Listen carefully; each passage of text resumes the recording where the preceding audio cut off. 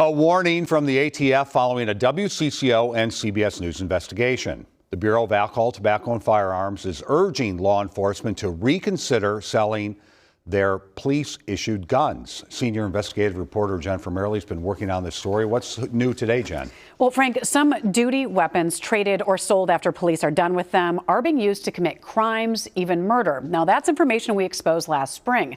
The ATF now sharing data with law enforcement across the country, confirming more than 1,000 guns once owned by police were associated with a homicide, even more with violent crimes. The numbers account for 14% of agency guns traced over a 5-year period. That's from 2019 to 2023.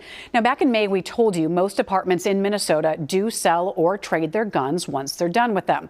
For example, St. Paul police said they legally trade their weapons to a firearms dealer and get roughly 75% of the cost back to use toward new service weapons.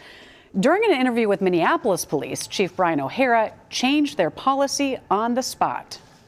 I don't want us to be in a position where a weapon that was once in service for the police department here is then wind up used in a crime or, in an act of violence against a person or, even to shoot a police officer. So going forward, we're not going to be selling any weapons at all.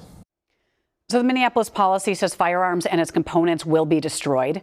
The ATF recommends evaluating the resale of firearms and says agencies should consider the data of how often former duty weapons are being used in those violent crimes.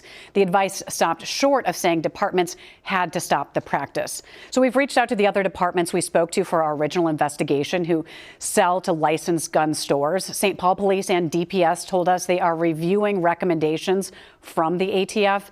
The Hennepin County Sheriff's Office has not changed its policy. You can watch our original report on WCCO.com, Frank. Well, hopefully it gives everyone a lot of food for thought. Thanks, Jen.